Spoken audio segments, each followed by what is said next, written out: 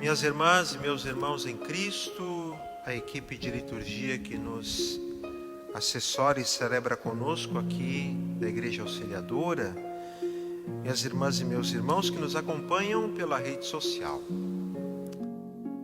O evangelista Mateus nos relata o episódio em que Jesus multiplica 5 pães e 2 peixes, alimentando assim uma multidão. Nos domingos anteriores, fomos exortados a respeito do reino de Deus a partir da narrativa das parábolas. Parábolas essas que foram contadas por Jesus. Cremos que Jesus Cristo é o fundamento do nosso viver e caminhamos com Ele em direção à vida eterna. A pregação de Jesus e o modo de Jesus viver, o modo de Jesus ser, contagiava as pessoas e ia gerando assim o discipulado.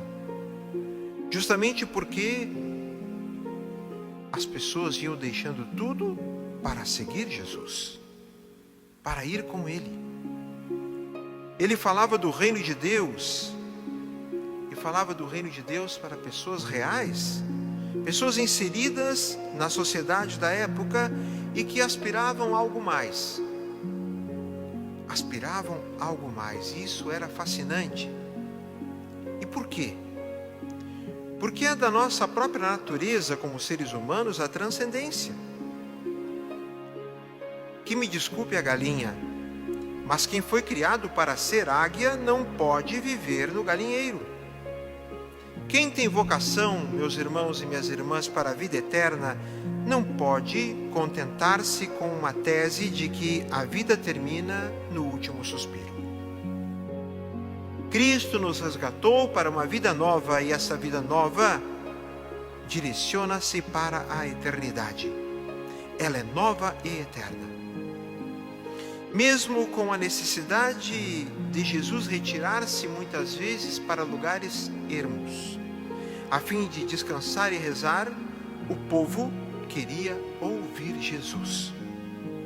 E esse povo corria atrás de Jesus.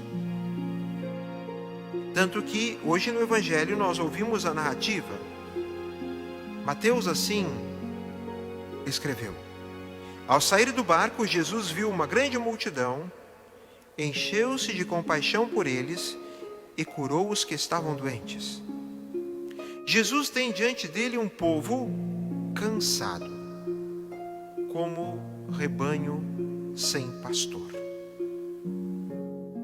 Talvez, minhas irmãs e meus irmãos, este povo, essa multidão que está lá, é uma multidão exausta. Exausta de pastores e líderes com outras preocupações que não são o cuidado do rebanho. Um rebanho que parece cansado de promessas vãs, de uma promessa de uma felicidade que não existe, uma multidão frustrada, decepcionada, enganada, doente, cheia de palavras vazias, mas que buscavam em Jesus aquilo que Jesus realmente podia dar, uma resposta definitiva, eterna. Mas o seguimento de Jesus causa cansaço? Sim, causa. O cansaço em si não é algo ruim, porque cansar faz parte da vida. Porém, viver sem a fé em Jesus gera um cansaço desesperador. Percorrer o caminho sem Jesus, meus irmãos e minhas irmãs, é viver sem a verdadeira esperança. Podemos dizer que, sem a fé em Jesus Cristo e, consequentemente, sem esperança, nos perdemos diante de adversidades e problemas. Ficamos buscando apenas culpados. Ficamos afogados em lamúrias e com sentimento de raiva. ficamos sustentados em meio às verdades e investindo em alternativas que muitas vezes se chocam com o Evangelho de Cristo, por mais encantadoras que possam parecer. Sem a fé em Jesus Cristo e, consequentemente, sem esperança, ao tentarmos amenizar a situação dos que sofrem e solucionar problemas, poderemos ocupar um lugar que não nos pertence. E daí nós vamos projetando uma verdade que não é de Deus, E nos tornamos escravos da promessa de um reino meramente humano, utópico, projetado e construído por mãos humanas. Diante da situação que se apresentava, como ouvimos no Evangelho, lugar deserto, hora adiantada e um povo faminto, os discípulos facilmente resolveram a questão. Despede as multidões para que possam ir aos povoados comprar comida, assim disseram para Jesus. A solução dos discípulos sem Jesus é um projeto meramente humano.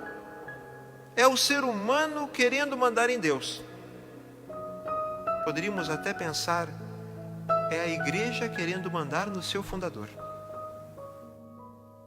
Em suma, o que os discípulos disseram a Jesus? Mande-os embora. A multidão já ouviu a palavra.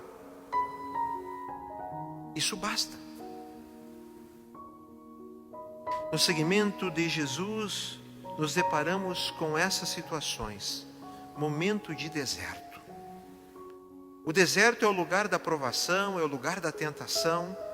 Foi no deserto que Israel foi confrontado com opções, e foi no deserto também que Israel sentiu várias vezes a tentação de escolher caminhos contrários aos caminhos propostos por Deus. Mas, meus irmãos e minhas irmãs, sempre é tempo de uma boa autocrítica, é tempo de voltar. Além de nos orientar com a palavra, Deus nos alimenta com o pão da Eucaristia. Cristo é o pão vivo. Cristo é o sustento no caminho rumo à eternidade. O sustento como sentido da vida, o sustento como pão da vida. Somente o pão descido do céu pode dar a sustentação verdadeira para a vida do ser humano. Estamos passando por um verdadeiro deserto. Questionamentos, teses científicas, medidas governamentais e administrativas para superar uma epidemia. Tudo isso nos causa um incômodo muito grande.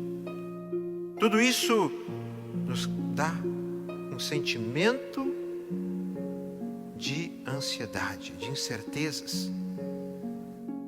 Mas é preciso enfrentar o deserto com determinação, com confiança e coragem, pois Jesus segue conosco. Jesus segue conosco. Assim temos, a partir do Evangelho de hoje, o mandato de Jesus. Eles não precisam ir embora, dá-lhes vós mesmos de comer. E em seguida temos a ação dos discípulos. Só temos aqui 5 pães e 2 peixes. Meus irmãos e minhas irmãs, sem Jesus nada somos e fazemos. Sem Jesus nada somos e nada podemos fazer. A seguir vem a ordem de Jesus: trazei-os aqui. Jesus mandou que as multidões se sentassem na grama. Então pegou os 5 pães e os 2 peixes, ergueu os olhos para o céu e pronunciou a bênção. Em seguida partiu os pães e os deu aos discípulos. Na sequência, vamos observar a ação dos discípulos. Os discípulos os distribuíram às multidões. E o resultado final qual foi? Todos comeram e ficaram satisfeitos. A igreja dá o pão da vida, o pão da Eucaristia, o próprio Cristo, fundamento do nosso viver. Minhas irmãs e meus irmãos, o caminho em direção à vida eterna se sustenta da palavra e da Eucaristia, da palavra e da Eucaristia. A Eucaristia é a presença salvífica de Cristo morto e ressuscitado no meio do seu povo. Não podemos abrir mão disso. Ele quis permanecer conosco, de modo especial no sacramento eucarístico. Precisamente por este motivo, a Eucaristia ocupa um lugar central na vida da igreja, na vida da comunidade paroquial, na nossa vida cristã. A nossa missão durante este tempo de pandemia, e quando isso tudo for superado, passa por uma conversão pastoral. Sim, uma conversão no nosso modo de agir como igreja.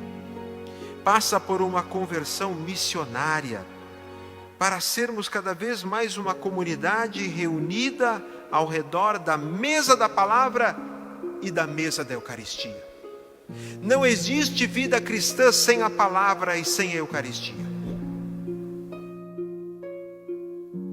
A nossa vida cristã sem a palavra de Deus e sem a Eucaristia, meus irmãos e minhas irmãs, se torna uma vida vazia. E uma vida vazia, ela se perde. Ela não consegue ir para lugar nenhum. Por isso, meus irmãos e minhas irmãs, finalizando, retomemos os frutos da comunhão eucarística na nossa vida. Quando comungamos, quando nós ouvimos a palavra de Deus, e quando vamos à comunhão eucarística, quando comungamos, o que acontece conosco? Aumenta a nossa união com Cristo, a nossa união pessoal com nosso Senhor, o fortalecimento da nossa vida pessoal com Ele, do nosso encontro com Ele, a construção da nossa vida. Há um afastamento do pecado, porque nos fortalece a vida da graça, a vida de comunhão com nosso Senhor.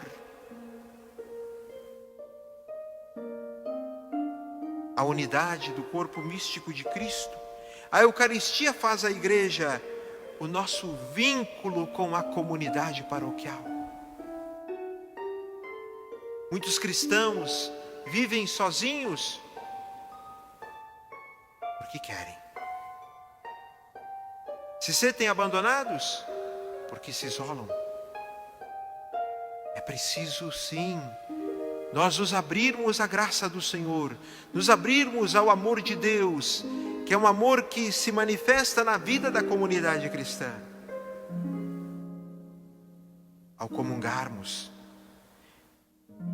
nós assumimos, meus irmãos, um comprometimento com o nosso próximo, a começar por aqueles que mais precisam de nós, os mais pobres, sejam materialmente, sejam aqueles que estão pobres afetivamente. Nosso compromisso com a sociedade que nós vivemos. E aqui entra um papel importantíssimo dos leigos, no envolvimento com a política, no envolvimento com a sociedade, com o mundo do trabalho, com a família, enfim, com toda a sociedade que nós vivemos. Porque se nós cristãos, se o leigo cristão abrir mão da sua responsabilidade, quem o fará? Assim, quando nós comungamos o corpo de Cristo Jesus, a hóstia consagrada, nós vivemos mais a unidade. Em tempos tão difíceis, meus irmãos, que nós vemos às vezes as pessoas, cada uma puxando, diríamos assim, a brasa para o seu assado, onde muitos querem romper com uma unidade. A Eucaristia nos faz unidos. Unidos. A unidade dos cristãos. Que a palavra de Deus,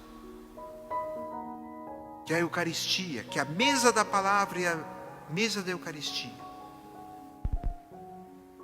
seja sempre uma referência para que nós cristãos vivamos unidos a Cristo Jesus.